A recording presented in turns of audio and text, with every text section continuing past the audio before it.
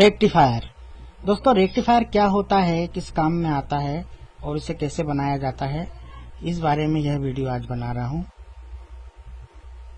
तो शुरू करते हैं। अभी जैसा कि यहाँ पर दिखाया गया है, डीसी इक्विपमेंट जो होता है उसमें उसे सिर्फ डीसी से ही चलाया जा सकता है, उसे एसी से नहीं चलाया जा सकता। तो डीसी इक्विपमेंट, कोई भी डीसी से चलने वाली मशीन हो, उसमें एक प्लस का वायर होता है, एक माइनस का वायर होता है।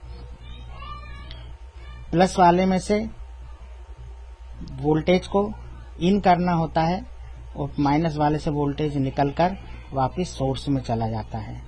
तो जब हम किसी सेल से या बैटरी से हम डीसी इक्विपमेंट को चलाते हैं तो उस बैटरी के पॉजिटिव टर्मिनल से हम उसका पॉजिटिव टर्मिनल जोड़ते हैं और नेगेटिव टर्मिनल से नेगेटिव टर्मिनल जोड़ते हैं, ताकि बैटरी के पॉजिटिव साइड से विद्युत निकले, विद्युत धारा सप्लाई, और प्लस वाले में से होके कंपोनेंट को चलाते हुए माइनस वाले वायर से निकलकर वापस उसी बैटरी में जा सके और ये चक्र चलता रहे इस सर्किट में।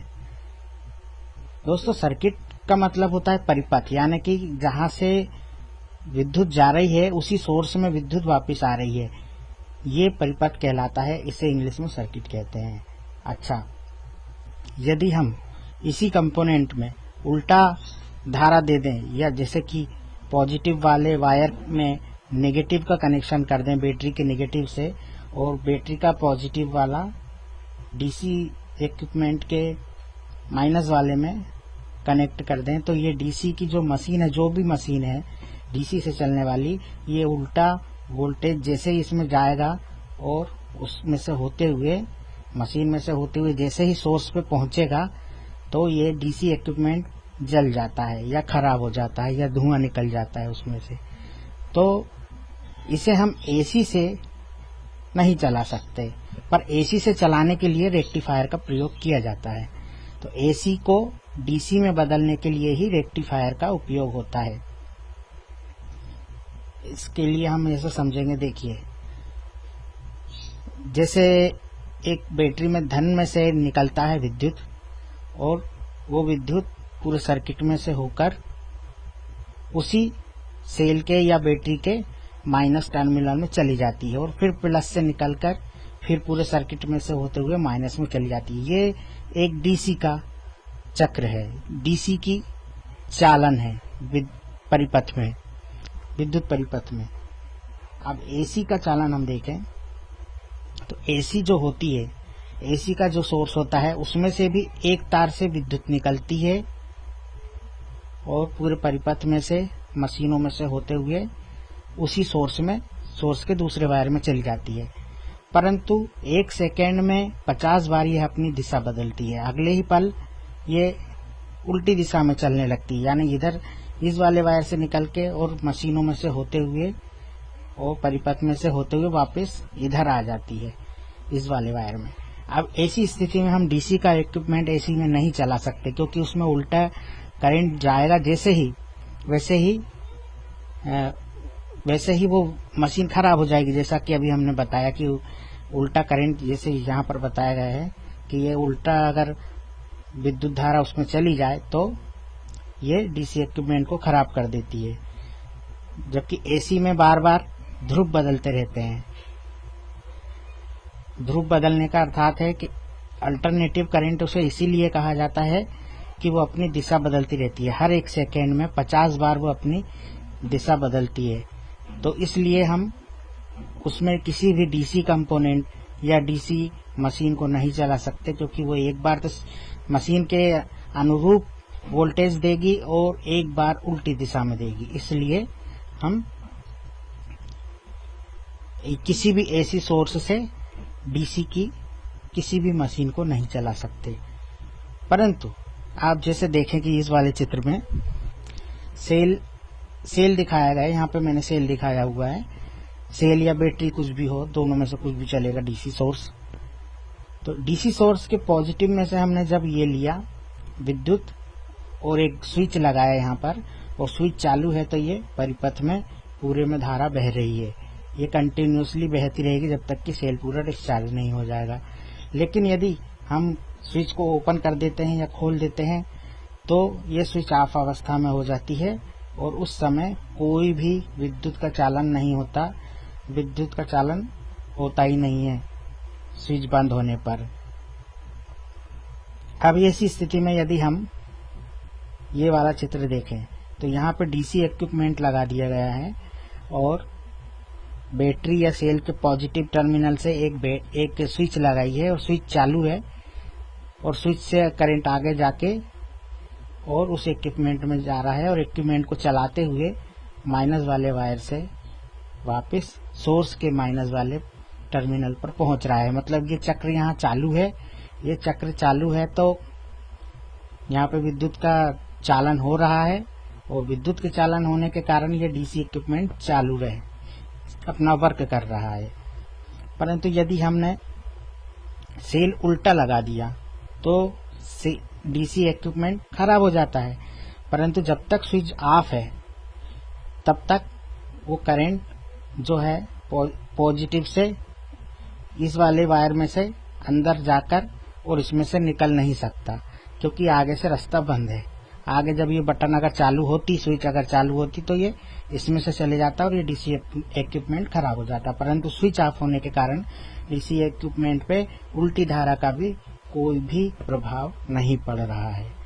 तो इसके लिए मतलब हमें यहाँ समझ में आया कि यदि स्विच ऑन रहती है, जैसे स्विच अगर ऑन रहती है तो ये इक्विपमेंट चलता है और स्विच ऑफ रहती तो ये इक्विपमेंट नहीं चलता। तो स्विच ऑफ हमें कब रखना है? जबकि उल्टी धारा आ रही हो तब स्विच ऑफ रखना है। तो ऐसी कंडीशन में डायोड हमारे काम आता है। ये डायोड पहले डायोड वाल्व हुआ करता था, डायोड वाल्व की जगह पर डायोड सॉलिड स्टेट डायोड बनाए गए और ट्रायोड वाल्व की जगह पर सॉलिड स्टेट ट्रांजिस्टर बनाए गए। अब किसी बैटरी में से जब ये डायोड का पहले अपन कार्यविधि देख लें कि डायोड कैसे काम करता है, क्या काम करता है। पॉजिटिव में से, बैटरी के पॉजिटिव में से जो वोल्टेज निकल रहे हैं वो वोल्टेज आगे जाकर डायोड में से होकर और इधर माइनस वाले में वापस पहुंच जा रहे हैं। मतलब डायोड जो है इस सप्लाई को अपने में से पास होने दे रहा है, डायोड में से ये वोल्टेज पास होकर पूरा चक्र अपना बना ले रहे हैं, अपने पूरे सर्किट को पूरा कर ले रहे हैं। परंतु जब हम सेल को उल्टा लगाते हैं तो ये डायोड जो है इसके अंदर की जो वोल्टेज है उसको यहाँ रोक लेता है। जैसे कि स्विच ऑफ हो जाती है वैसे उस कंडीशन में हो जाता है और स्विच ऑफ के जैसा कार्य करता है और आगे वोल्टेज को नहीं जाने देता है। मतलब यदि उल्टा सेल लगा दिया जाए या उल्टी धारा बहा दिया जाए तो ये धारा को बहने नहीं देगा, यहीं पर रोक लेगा और धारा आगे नहीं बह पाएगी। अगर इसको हम इस प्रकार लगा दें कि ये डीसी इक्विपमेंट लगा हुआ और ये हमारा स्विच की जगह डायोड लगा दिया है, तब ऐसी स्थिति में क्या होगा कि इसमें से प्लस पॉइंट में से, बैटरी के प्लस पॉइंट में से पॉजिटिव सप्लाई आएगी, डायोड में से होती हुई पॉजिटिव सप्लाई डीसी इक्विपमेंट में चली जाएगी और डीसी इक्विपमेंट को चलाकर ये माइनस वाले वायर से निकलकर सोर्स की यानी कि बैटरी की माइनस वाली टर्मिनल पर पहुंच जाएगी और ये क्रिया चलती रहेगी और ये डीसी इक्विपमेंट भी चलता रहेगा। परंतु जैसे ही अगर हम दिशा बदल देते हैं, इधर प्लस लगा देते हैं और इधर माइनस लगा लेते हैं, तो इसमें से प्लस की सप्लाई इसमें जाकर और माइनस वाले में अंदर जाकर और इसे यहाँ से प्लस वाले वायर से निकलकर यहाँ पर जाकर रुक जाएगी और ये चक्र पूरा नहीं हो पाएगा। इस कारण ये इक्विपमेंट खराब भी नहीं होगा और चलेगा भी नहीं। मतलब इस स्थिति में एक दिशा में करंट बहने पर अपना इक्विपमेंट चल रहा है, परंतु उल्टी दिशा में जब वोल्टेज भेजा उस समय डायोड ने वोल्टेज को रोक लिया और चलने नहीं दिया और हमारे डीसी इक्विपमेंट को जलने नहीं दिया। इसी की जगह यदि एसी लगाएंगे तो क्या होगा? तो एसी से पहले हम सेल में देख लेते हैं कि जब हमने सीधा लगाया सेल ये वही सर्किट है जो अभी वाला है, उसमें सिर्फ कंडेंसर एक ये जोड़ दिया गया है। जैसे कि सेल में से प्लस की टर्मिनल तरफ से जब सप्लाई निकली और वो सप्लाई डायोड में से होती आगे गई, तब वो सप्लाई ने इस कंडेंसर को चार्ज करते हुए कंडेंसर में से होते हुए वापस सोर्स में भी गई और यहाँ से आगे बढ़कर डीसी कंपोनेंट को या डीसी इक्विपमेंट को चलाते हुए भी ये वापस सोर्स में गई। इस प्रकार से कि ये सप्लाई डीसी इक्विपमेंट को भी चला दे रही है और यहाँ के कंडेंसर को भी चार्ज कर दे रही है। जैसे ही दिशा बदलती है और नीचे प्लस ऊपर माइनस आता है यहाँ पर, तो यहाँ से जो सप्लाई अगर यहाँ से भी जा रही हो तो यहाँ से यहाँ तक जा पाएगी, इसके आगे नहीं बढ़ पाएगी। इसलिए डीसी कंपोनेंट खराब नहीं होगा और यहाँ से निकलकर इस कंडेंसर में से होती हुई इधर सोर्स में वापस फिर भी नहीं जाएगी, तो ये कंडेंसर में भी नहीं जा पाएगी, ये सर्किट भी पूरा नहीं होगा। लेकिन उस वक्त कंडेंसर में जो चार्ज आया था वो चार्ज यहाँ से निकलकर और इससे फिर मिल जाता है उतनी देर जितनी देर ये करंट नहीं दे पाती है, उल्टी दिशा में रहती है उतनी देर ये जो कंडेंसर है ये बैटरी का काम करता है और इसमें से ये सप्लाई निकलकर इसे चलाकर और वापस इसी कंडेंसर में आ जाती। मतलब ये कंडेंसर उस समय सप्लाई के सोर्स का काम करने लग जाता है। तो इसे अब हम एसी में प्रयोग कर देखें। एसी में क्या होता है, अभी हमने बताया कि एसी दोनों दिशाओं में चलती है। इस प्रकार से दोनों दिशाओं में होती है। 1 सेकंड में 50 बार ये अपनी दिशा बदलती है, इसीलिए इसे अल्टरनेटिव करंट कहते हैं। अब इसमें हम कैसे लगाएंगे? एसी में क्या होगा कि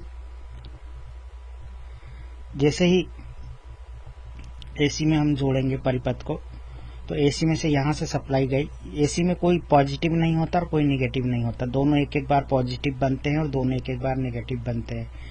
तो जब यहाँ से सप्लाई ऐसी जाएगी एक वायर से, वो डायोड में से होती हुई जाएगी, इक्विपमेंट को भी चलाएगी और इक्विपमेंट को चलाते हुए सोर्स के दूसरे वायर में चली जाएगी एवं उसी समय इस कंडेंसर को भी चार्ज करती हुई और सोर्स के दूसरे वायर में चली जाएगी। और जैसे ही दिशा बदलेगी तो फिर इस दूसरे वाले वायर से एसी आने की कोशिश तो करेगी, परंतु इस सर्किट में से होती हुई और यहाँ से डायोड के आगे नहीं जा पाएगी और ना तो कंडेंसर में से होती हुई डायोड के आगे जा पाएगी। वो डायोड के आगे नहीं जा पाएगी तो वो अपने सोर्स के दूसरे वायर में नहीं पहुंच पाएगी, इसलिए उस समय ये सप्लाई बंद रहेगी। परंतु उस समय ये कंडेंसर बैटरी बनकर बैटरी के तरह यहाँ से अपना पॉजिटिव सप्लाई को दे देगा इक्विपमेंट को और इक्विपमेंट इसकी सप्लाई से चलता रहेगा उतनी देर तक ये। और फिर जैसे ही वापस से सप्लाई उस दिशा से आएगी पहले वाली दिशा से, तो फिर से इक्विपमेंट भी चलेगा और ये कंडेंसर भी चार्ज हो जाएगा। और फिर अगली बार जब सप्लाई इधर से आएगी उल्टी दिशा से, फिर ये कंडेंसर से ही ये इक्विपमेंट चलती रहेगी। इस प्रकार ये इक्विपमेंट को हर स्थिति में यहाँ पे प्लस पॉजिटिव सप्लाई मिलती रहेगी, यहाँ पर नेगेटिव सप्लाई मिलती रहेगी, चाहे यहाँ से सप्लाई का रुख किधर भी हो, कि कोई भी दिशा में सप्लाई जा रही हो, चाहे इधर जा रही हो चाहे इधर जा रही हो, आगे या पीछे कोई भी सप्लाई का कोई सा भी पॉइंट में से सप्लाई आ रही हो और किसी में से भी वापस जा रही हो सोर्स में, परंतु हमारे ये जो मशीन है इस इक्विपमेंट के अंदर केवल प्लस वाले पॉइंट में ही, प्लस वाले टर्मिनल पर ही प्लस वाली सप्लाई जाएगी। जितनी देर तक उसका टाइम रहेगा सही दिशा वाला, उस समय तक ये डायोड में से सप्लाई जाती रहेगी और उससे चलती रहेगी इक्विपमेंट भी और कंडेंसर भी चार्ज होता रहेगा। और जितनी देर रिवर्स में रहेगी उतनी देर तक ये कंडेंसर से चलता रहेगा, क्योंकि कंडेंसर में जो चार्ज हुई वो बिजली कंडेंसर में से डिस्चार्ज होकर और डीसी इक्विपमेंट को चलाएगी। इस प्रकार से एक एसी सप्लाई से एक डायोड लगाकर एक डीसी का इक्विपमेंट को चलाया जाता है और इसे ही रेक्टिफायर कहते हैं। ये हाफ वेव रेक्टिफायर कहलाता है क्योंकि इसमें एक डायोड लगा है और एक दिशा, केवल एक दिशा की सप्लाई इसमें से होते हुए जाकर डायरेक्ट इक्विपमेंट को मिलती है और एक बार कंडेंसर से मिलती है, इसीलिए यह हाफ वेव रेक्टिफायर कहलाता है। अगली बार फुल वेव रेक्टिफायर भी बताएंगे आगे चल के। तो दोस्तों, आपने यहाँ तक वीडियो देखा, इसके लिए धन्यवाद।